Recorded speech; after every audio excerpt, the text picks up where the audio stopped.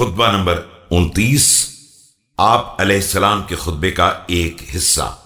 جب تحکیم کے بعد معاویہ کے سپاہی ضحاک ابن قیس نے حجاج کے قافلے پر حملہ کر دیا اور حضرت علیہ السلام کو اس کی خبر دی گئی تو آپ علیہ السلام نے لوگوں کو جہاد پر آمادہ کرنے کے لیے یہ خطبہ ارشاد فرمایا۔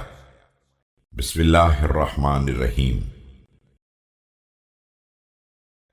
اے وہ لوگو جن کے جسم ایک جگہ پر ہیں اور خواہشات الگ الگ ہیں، تمہارا کلام تو سخت ترین پتھر کو بھی نرم کر سکتا ہے، لیکن تمہاری حرکات دشمنوں کو بھی تمہارے بارے میں پر امید بنا دیتی ہیں۔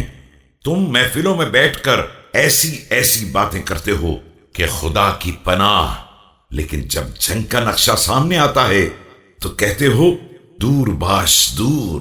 حقیقت امر یہ ہے کہ جو تم کو پکارے گا اس کی پکار کبھی کامیاب نہ ہوگی، اور جو تمہیں برداشت کرے گا اس کے دل کو کبھی سکون نہ ملے گا۔ تمہارے پاس صرف بہانے ہیں اور غلط سلط حوالے، اور پھر مجھ سے تاخیر جنگ کی فرمائش جیسے کوئی نادہند قرض کو ٹالنا چاہتا ہے۔ یاد رکھو ذلیل آدمی ذلت کو نہیں روک سکتا ہے، اور حق محنت کے بغیر حاصل نہیں ہو سکتا ہے۔ تم جب اپنے گھر کا دفاع نہ کر سکو گے تو کس کے گھر کا دفاع کرو گے؟ اور جب میرے ساتھ جہاد نہ کرو گے تو کس کے ساتھ جہاد کرو گے؟ خدا کی قسم وہ فریب خوردہ ہے جو تمہارے دھوکے میں آ جائے، اور خدا کی قسم جو تمہارے سہارے کامیابی چاہے گا اسے صرف ناکامی کا تیر ہاتھ آئے گا۔ اور جس نے تمہارے ذریعے تیر پھینکا اس نے وہ تیر پھینکا جس کا پیکان ٹوٹ چکا ہے اور سوفار ختم ہو چکا ہے۔